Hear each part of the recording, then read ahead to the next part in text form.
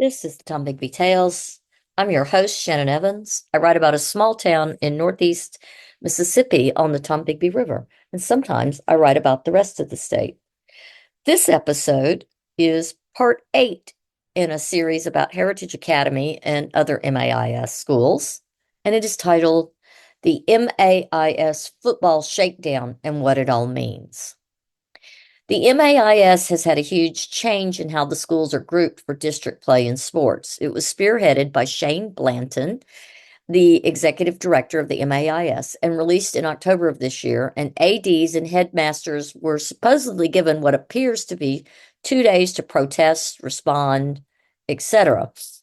The segmenting is allegedly now based on student enrollment to create more parity. The reality, though, is something completely different.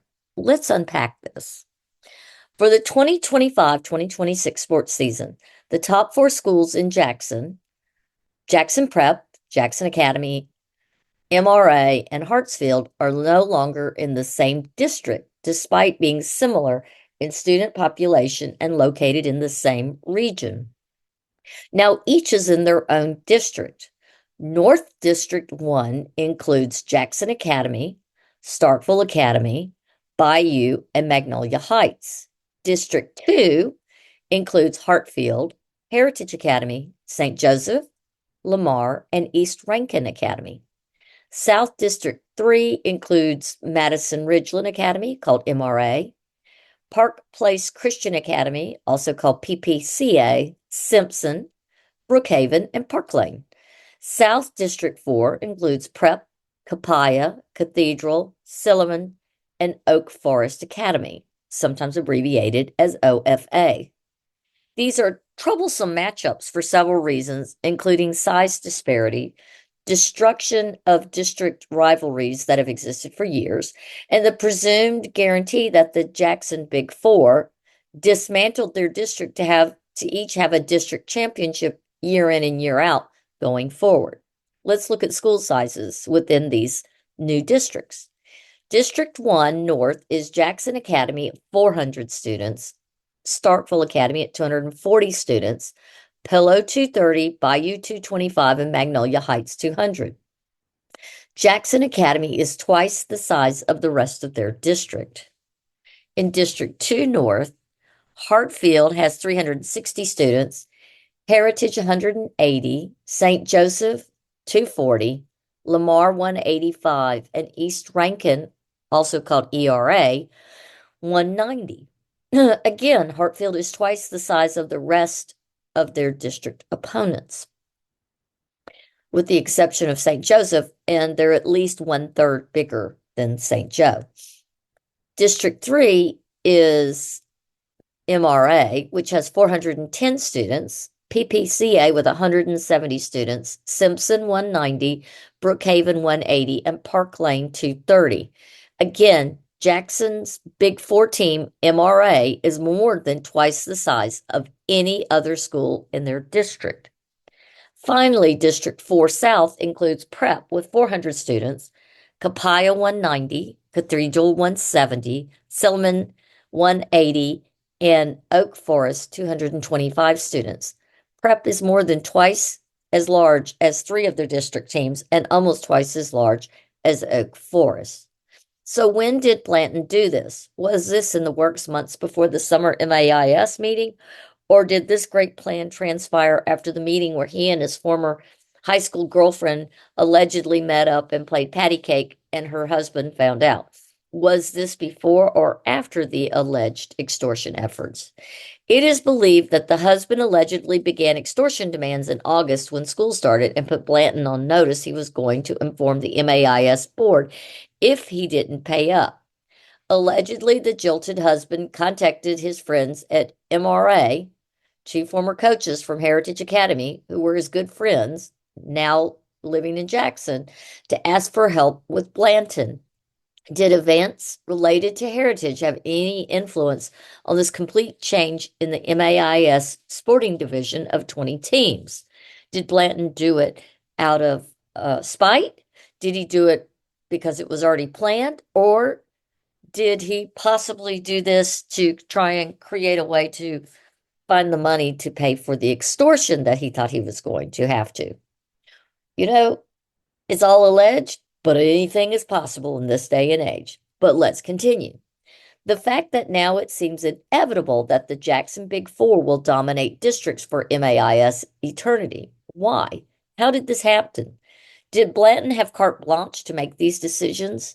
Did Blanton get the heads of schools, the athletic directors, and coaches from the Big Four together and let them decide these new divisions to punish the smaller schools and really upset the apple cart on his way out the door? If this was presented to all the schools involved, did the heads of schools know before their October 17th meeting that this was going to happen? Or did they only have until 10/22, October 22nd, to appeal or protest? We don't know. Was this Blanton trying to throw a giant monkey wrench in the MAIS championships on his way out so that Heritage and every other small school stood little to no chance of ever winning their district? Or was this Blanton kowtowing to the Big Four in hopes of keeping his job as executive director at the MAIS? Back to the two friends of the allegedly jilted husband.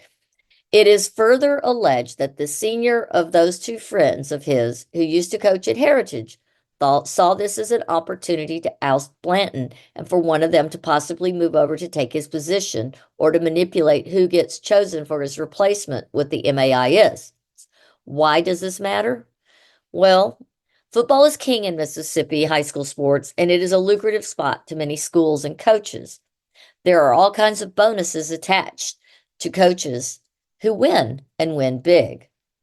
That's also part of what keeps them in business so that they get to come back year after year and have a job. There are more than 4 private schools in the Metro Jackson and outlying areas. With a shrinking population of available students due to reduced birth rates, schools are having to scramble to guarantee their future. A successful football program positively impacts a school's enrollment and, summarily, its new applicants, as well as the pay pool for coaches. When football teams win championships, they get increased awareness in the news, talk radio, and local chatter among football fans. Winning teams create a visibility that makes them a sought-after school for new and transfer students. It also results in well-to-do community members wanting to give money to the school and have fields and buildings named for them. This is called the goodwill effect. When schools are flush with cash from increased enrollment and wealthy benefactors, they are then able to offer scholarships and attract talent from a wider area, creating even stronger football programs, which can be a major draw for student athletes looking to further their athletic potential, something the smaller schools are often not able to do. The Big Four schools often have better resources to invest in their football programs, including coaching staff, facilities, and equipment, which can lead to higher competitive success compared to the schools half their size. Jackson Metro private schools can actively recruit talented scholarship athletes from a much larger geographic area. It can be argued that the ability to recruit widely and offer financial aid gives private schools like these Big Four an unfair advantage compared to the schools in less populated areas, especially the rural Delta private schools. When large high schools compete against smaller schools in football, the primary danger lies in a significant disparity in skill level, leading to potential for lopsided games with high injury risk for smaller school players due to constant defensive pressure, as well as potential demoralization and decreased motivation for the smaller school team, while also raising concerns about the ethical implications of such uneven competition. Smaller team players may be more susceptible to severe injuries when facing larger, physically stronger opponents or larger teams with more depth, who their players are not as tired, particularly in situations where they're constantly on defense trying to maintain a larger offensive line. Large score disparities can lead to low morale and decreased motivation for players on the smaller school team, potentially impacting their overall play. Smaller schools often have limited access to the same level of training, resources, and coaching staff of a larger school, thus creating even more of an unfair, lopsided competitive disadvantage. Smaller school players may not get the opportunity to develop their skills against similarly sized larger school opponents, potentially hindering their growth as athletes. Some argue that scheduling such mismatched games is not in the best interest of student athletes, particularly when the smaller school is primarily playing to generate revenue for the larger school.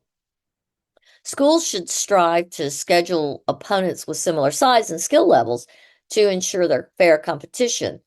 And implementing clear divisions based on school size can help create more balanced matchups. However, that's not what's happening out there. The MAIS clearly puts football as their most important element of their influence among their member schools. These new divisions impact not just football, but soccer, basketball, baseball, etc., for both the girls and the boys. This means that the Big Four schools have the potential to dominate in every sport, removing all sense of fair play from the field. Why? It would seem they are putting winning at any cost among the top 20 schools above the safety of their students. We will see an increase in concussions among players on the smaller school teams. A new study has diagnosed the degenerative brain disease chronic traumatic encephalopathy, and boy, did I just butcher that, CTE, essentially, in more than 40% of youth and high school athletes, primarily football players, who were exposed to repetitive head impacts from contact sports, and they are dying before the age of 30. In mismatched football games, the potential for traumatic neck and head injury, CTEs, for the smaller teams almost doubles in every game. The same goes for knee, elbow, spinal, and shoulder injuries. When games where smaller schools with less depth play against schools with 2 and 3 player deep position, heat stroke and heat exhaustion is a serious potential, especially in our Mississippi climate, where football is played in 90-degree plus high humidity games. It seems that the MAIS and the member schools are happily headed to some child's major injury in order to assuage some men's egos, perceived slights, or just plain hubris. Was this all Blanton's doing? Was there a cabal formed to make this happen? Who stands to benefit the most, and why was it allowed to happen? Is Blanton or the Big Four behind this huge potential to lock up all the MAIS private school and potential D1 offers to players? And how does this impact the kids, especially kids who are trying to get noticed by college coaches and get recruited for potential scholarships? In many of the sports, losing negatively impacts your chances of getting noticed. College football coaches want to know a student's rushing defense, their rushing offense, sacks allowed, scoring defense, scoring offense, tackles for loss allowed, team passing efficiency defense, turnovers gained, turnovers lost, turnover margins, the team's winning percentage. Playing on a team with unremarkable stats in their division will not garner scholarship offers for football players. In basketball, recruiters look for points per possession and adjusted defensive efficiency in trying to understand how a team is performing. College coaches are also looking at which lineups have been effective and why and how much defensive value a player brings to any team they're on. It will also look at this player's individual efficiency, their play-by-play impact, and the defensive strength of their teammates. Coaches, even today, are out there at recruiting at private and public schools using heat maps to understand shooting efficiency and frequency by zone of potential players.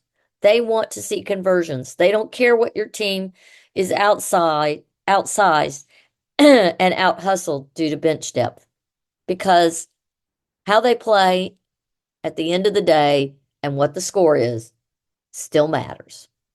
College baseball coaches are looking for Players' batting averages, their on-base percentage, earned run average, their walks, their strikeouts, their innings pitched, their strikeout per inning. Soccer coaches want to see individual stats like assists per game, game-winning goals, goals per game, points per game, penalty kicks, goalie minutes played. They want to look at the technical skills and your ability to dribble, pass, and shoot. They want to see your one-on-one ability and your ability to beat defenders with multiple moves, and so much more. If your team is constantly on defense, outsized and outmatched, it's difficult to demonstrate that player's offensive strengths fairly for a college recruiter to see them in person or on film. So, why is this not being challenged? Is Heritage Academy concerned about the turn of events for their players? Did they lodge a protest or ask for any alterations to the schedule? Are there any current negotiations going on to change this? Are parents at Heritage even informed about this change for next year and the impact this has on their kids? Or did this get missed because the now retired boys athletic director, Yandel Harris, was allegedly embroiled in his own scandal and the head of school was too busy coaching football to take notice of these events? Or maybe the head of school likes the idea of playing Hartfield and St. Joe with their superior numbers. Perhaps he believes Heritage stands a chance of winning against superior size and numbers, and then he can have the school play in the big district gold medal playoff against MRA or Prep or Jackson Academy. If I had a son at Heritage or any non-Big Four school in the MAIS, there's no way I would let him play football in this new division. Mark my words, it is not if someone gets seriously injured in this division, it is when. There is so much to unpack in this mess that Blanton has left to the MAIS with his departure. Who is really behind it? If this is really a case of grown men in pissing matches with personal beefs creating unsafe environments for student athletes, this is the stuff of documentaries and Friday Night Lights type movies. More importantly, who is going to fix this mess and when? Who is really behind all of this and why? Blanton? Perhaps. Who stands to financially gain the most from the Big Four Jackson cabal that the MAIS has now formed? Thank you for coming on my podcast, The Tom Bigby Tales. Until next time.